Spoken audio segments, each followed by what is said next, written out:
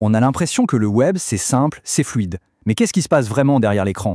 Dans cette analyse, on va peler les couches de cet oignon numérique pour vraiment comprendre comment ça fonctionne, où sont les failles et, surtout, comment on peut s'en protéger. Ce clic sur se connecter, c'est un geste presque automatique, qu'on fait des dizaines de fois par jour sans même y réfléchir. Et pourtant, cette toute petite action, elle déclenche en coulisses une cascade d'opérations hyper complexes. C'est la porte d'entrée vers un monde de possibilités, mais aussi, on va le voir, vers des risques bien réels. Alors, commençons par le commencement. La surface. C'est la partie visible de l'iceberg, le web que tout le monde connaît et utilise au quotidien. C'est notre terrain de jeu, là où on fait nos courses, où on lit les infos, où on reste en contact avec nos proches.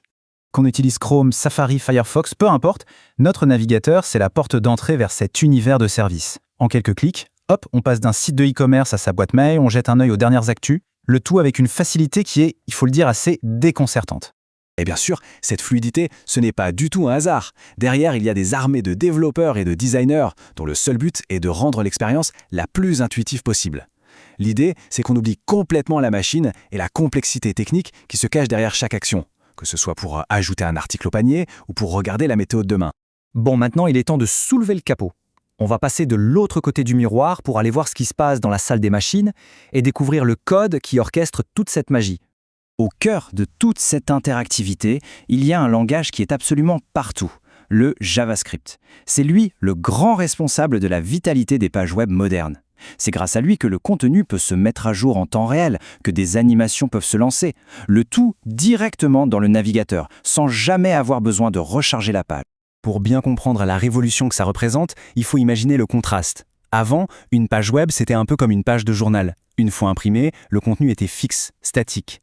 Grâce à JavaScript, cette page se transforme en un document vivant, où chaque élément peut bouger, changer, réagir instantanément à nos actions. Mais alors, comment ça marche concrètement? Eh bien, le JavaScript manipule ce qu'on appelle le DOM. Il faut voir le DOM comme le squelette logique de la page. Et JavaScript, c'est un peu la main qui peut venir modifier n'importe quelle partie de ce squelette. Un texte, une image, un bouton, dès qu'un événement se produit, comme un simple clic de souris. Le problème, c'est que cette puissance et cette complexité, elles ont un revers. Chaque nouvelle fonctionnalité, chaque ligne de code, c'est aussi potentiellement une nouvelle porte dérobée, une nouvelle faille que des personnes mal intentionnées peuvent chercher à exploiter. Et ça nous amène à la question fondamentale de toute la cybersécurité. Que se passe-t-il quand un système reçoit une donnée qu'il n'attendait pas du tout? C'est précisément là que le génie de la programmation peut, en un instant, se transformer en véritable cauchemar. Prenons un exemple très parlant, l'attaque par injection SQL. La cible, un formulaire de connexion tout à fait banal. L'arme, au lieu de taper un nom d'utilisateur, l'attaquant va injecter une petite ligne de code. Et la brèche, la voilà. La base de données, trompée, va exécuter cette commande et ouvrir les portes, lui donnant accès à tout ce qu'elle contient.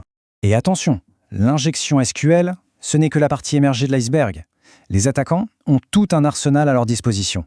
On parle de cross-site scripting, ou XSS, pour injecter des scripts dans les navigateurs d'autres utilisateurs, ou encore d'injection de DLL pour exécuter du code directement sur une machine. La liste est longue. Bon, face à ces menaces omniprésentes, la question est comment on se défend? Comment est-ce qu'on construit une forteresse numérique? Eh bien, ça ne repose pas sur un seul outil magique, mais sur un véritable plan d'architecte, guidé par des principes fondamentaux. La pierre angulaire de toute stratégie de défense, c'est un modèle que tous les professionnels du secteur connaissent, la triade CIA. Non, rien à voir avec l'agence de renseignement. C'est le cadre de référence, la boussole qui guide toutes les décisions en matière de sécurité. Cette triade, elle repose sur 3 piliers. D'abord, la confidentialité, s'assurer que seules les bonnes personnes ont accès à l'info. Ensuite, l'intégrité, garantir que la donnée n'a pas été modifiée en chemin. Et enfin, la disponibilité, faire en sorte que l'info soit accessible quand on en a besoin. Tout l'art de la cybersécurité, c'est de jongler en permanence avec ces 3 objectifs. Et pour maintenir cet équilibre fragile, on ne peut pas se contenter d'une seule ligne de défense. La sécurité moderne, c'est une défense en couches, une défense en profondeur. Un peu comme un château fort, avec ses douves, puis ses remparts, puis son donjon. Chaque couche renforce les autres. Ces différentes couches de protection, ces contrôles de sécurité, on peut les classer en 3 grandes familles. D'un côté, les contrôles techniques qui touchent à la technologie pure, de l'autre, les contrôles managériaux qui définissent les règles et les stratégies, et enfin, les contrôles opérationnels qui concernent les actions humaines du quotidien. Pour que ce soit plus concret, un contrôle technique, c'est par exemple un pare-feu ou un antivirus. Un contrôle managérial, ça va être la politique de mot de passe de l'entreprise. Et un contrôle opérationnel, c'est par exemple la formation des employés pour qu'ils sachent reconnaître un email de phishing.